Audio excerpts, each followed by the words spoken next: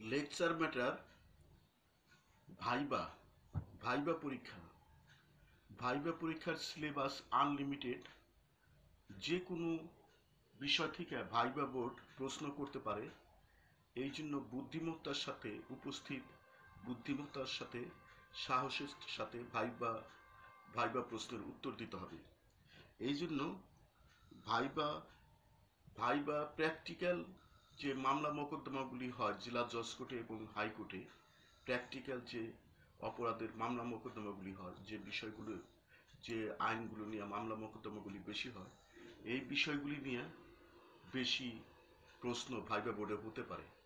এই জন্য আপনাদের সিলেবাসের বাইরেও প্র্যাকটিক্যাল যে আইনগুলোর উপর মামলা মোকদ্দমা হয়, ওই আইনগুলো স্টাডি করে যেতে হবে, ভালো করে স্টাডি করে যেতে হবে। আজ আমরা সাইবার নিরাপত্তা আইন 2023-এর কয়েকটি ইম্পর্টেন্ট ধারা আমরা আলোচনা করব। আপনারা মনোযোগ দিয়ে আমার লেকচার শুনুন। ধারা 18, computer, digital device, computer system ইত্যাদিতে বেআইনি প্রবেশ ও দণ্ড।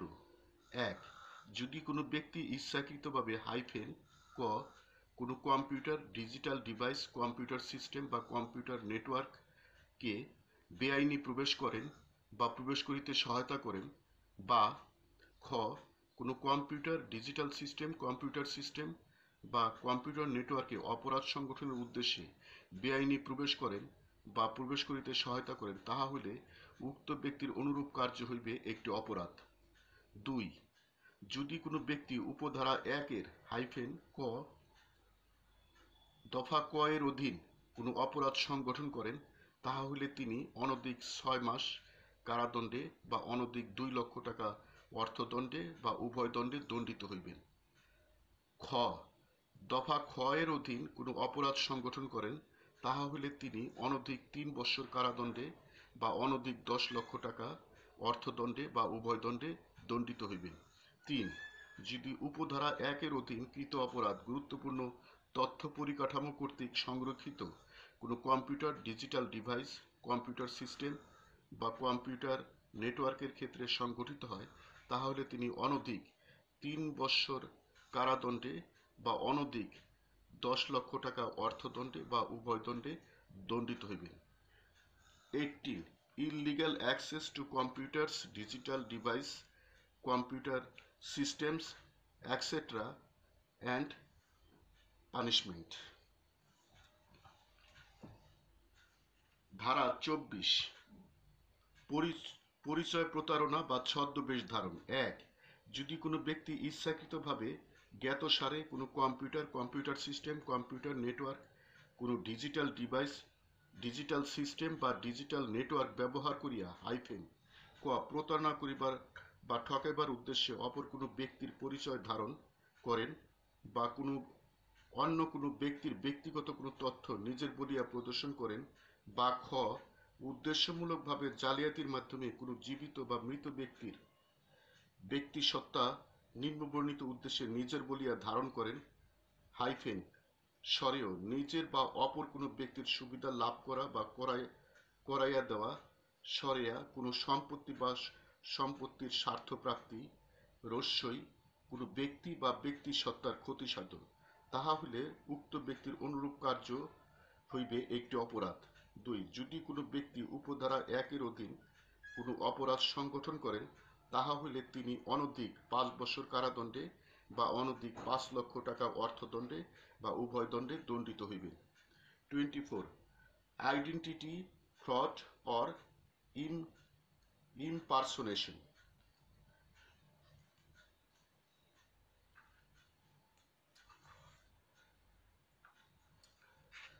ধারা 32,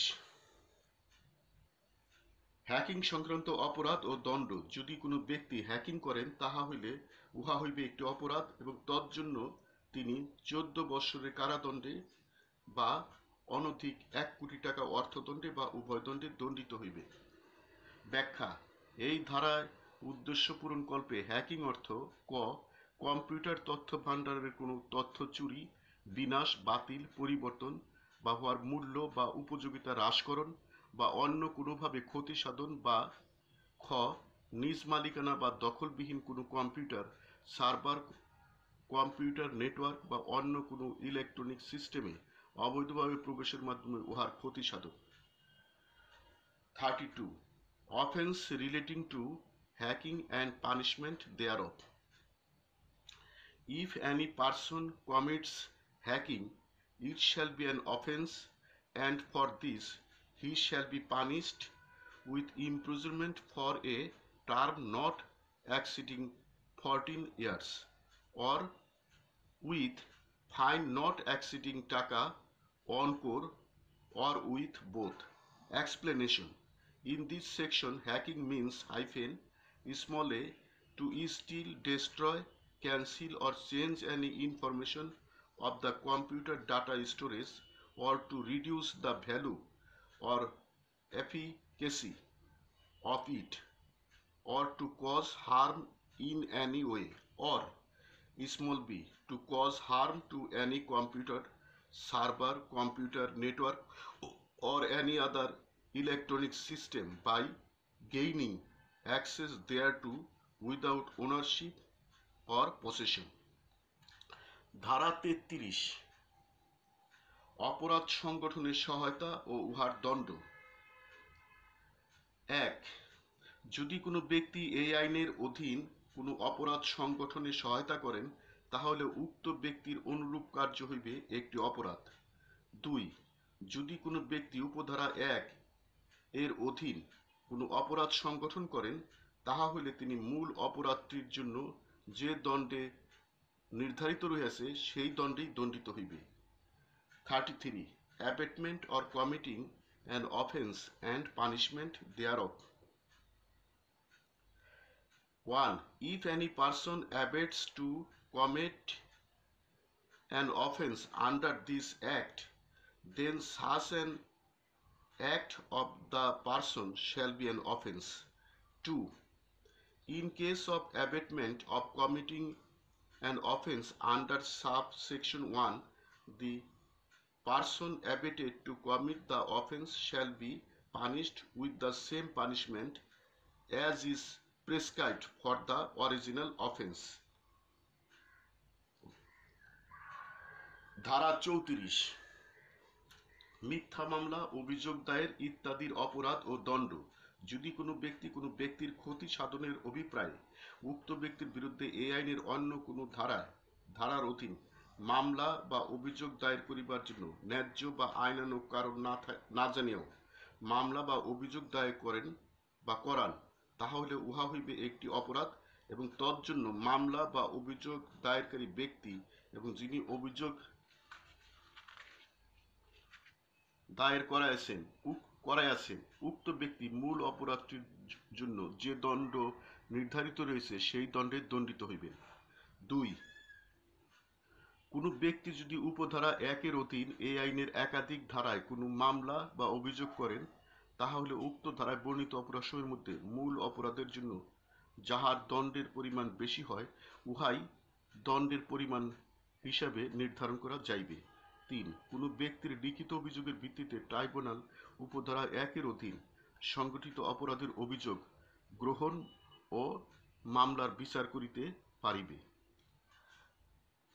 34. Offence and punishment for false case, complaints, etc. 1.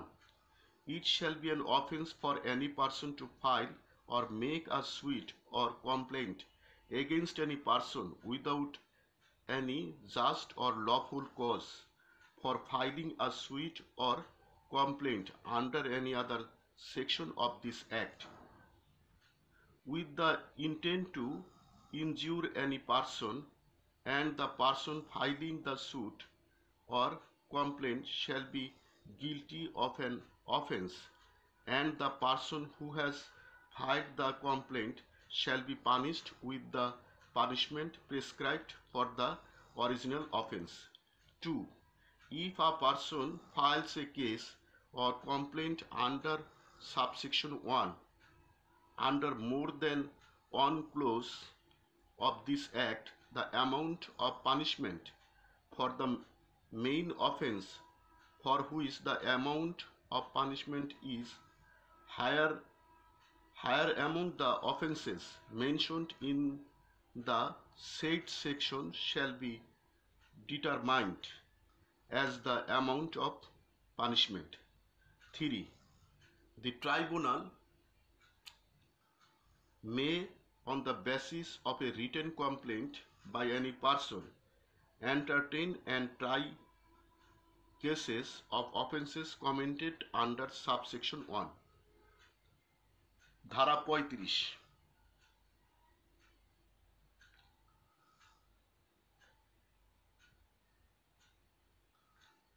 Company কর্তৃক অপরাধ। 1. কোনো কোম্পানি কর্তৃক এই আইনের অধীন কোনো অপরাধ সংগঠনের ক্ষেত্রে উক্ত অপরাধের সহিত প্রত্যক্ষ সংশ্লিষ্টতা রয়েছে কোম্পানির এইরূপ প্রত্যেক মালিক, প্রধান নির্বাহী পরিচালক, ম্যানেজার, সচিব, অংশীদার বা অন্য কোনো কর্মকর্তা বা কর্মচারী বা প্রতিনিধি উক্ত অপরাধ সংগঠন করিয়াছেন বলিয়া গণ্য হইবেন, যদি না তিনি প্রমাণ করিতে সক্ষম হন যে উক্ত অপরাধ তাহার অজ্ঞাত সারে হইয়াছে বা উক্ত অপরাধ রোধ করিবার জন্য তিনি যথাসাধ্য চেষ্টা করিয়াছেন। 2. উপধারা 1 এ উল্লিখিত কোম্পানি আইনগত ব্যক্তি সত্তাবিশিষ্ট সংস্থা হইলে উক্ত ব্যক্তিকে অভিযুক্ত ও দোষী সাব্যস্ত করা যাইবে, তবে উহার উপর সংশ্লিষ্ট বিধান মোতাবেক কেবল অর্থদণ্ড আরোপযোগ্য হইবে। ব্যাখ্যা: এই ধারার উদ্দেশ্য পূরণকল্পে ক কোম্পানির অর্থ কোনো বাণিজ্যিক প্রতিষ্ঠান, অংশীদারি কারবার, সমিতি, সংঘ বা সংগঠন ও অন্তর্ভুক্ত হইবে। খ বাণিজ্যিক প্রতিষ্ঠানের ক্ষেত্রে পরিচালক অর্থ উহার কোনো অংশীদার বা পরিচালনা বোর্ডের সদস্য অন্তর্ভুক্ত হইবে। 35. Offence committed by a company. 1. Where an offence under this act is committed by a company, every owner, chief executive director, manager, secretary, partner, or any other officer or employee or representative of the company who has direct involvement with the offence shall be deemed to have committed the offence unless he proves that the offence was committed without his knowledge or he exercised all due diligence to prevent the offence. 2. If the company referred to in subsection 1 is a legal entity, it may be caused or convicted separately in addition to accusing or convicting the persons mentioned above, but only fine may be imposed upon the company under the concerned provision. Explanation: for carrying out the purpose of this clause small a, company shall also include any commercial institution, partnership, business, society, association or organization. Small b, director in case of a commercial organization shall include any partner or member of the board of director. ধারা 36 ক্ষতিপূরণ আদেশ দানের ক্ষমতা। যদি কোনো ব্যক্তি ধারা 22 এর অধীন ডিজিটাল বা ইলেকট্রনিক জালিয়াতি, ধারা 23 এর অধীন ডিজিটাল বা ইলেকট্রনিক প্রতারণা বা ধারা 24 এর অধীন পরিচয় প্রতারণা বা ছদ্মবেশ ধারণের মাধ্যমে অপর কোনো ব্যক্তির আর্থিক ক্ষতি সাধন করিলে ট্রাইব্যুনাল সৃষ্ট ক্ষতির সমতুল্য অর্থ বা তৎবিবেচনায় উপযুক্ত পরিমাণ অর্থ ক্ষতিপূরণ হিসেবে ক্ষতিগ্রস্ত ব্যক্তিকে প্রদানের জন্য আদেশ দিতে পারিবে। Section 36. Power to issue order for compensation. If any person causes financial loss to any other person by means of digital or electronic forgery under Section 22, digital or electronic fraud under Section 23, and identity fraud or personation under Section 24, then the tribunal may issue order to compensate the person affected with money equivalent to the loss cost or such amount of money as it considers to be sufficient.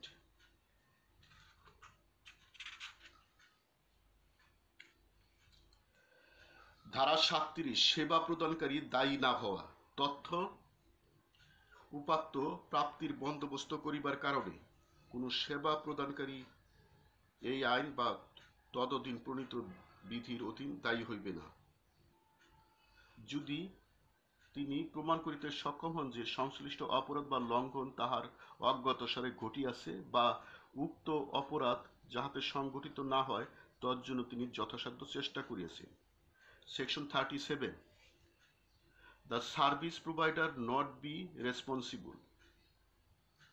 No service provider shall be liable under this act or rules made thereunder for facilitating access to any data information if he proves that the offence or break was committed without his knowledge or he exercised all due diligence to prevent the offence. Lecture সমাপ্ত।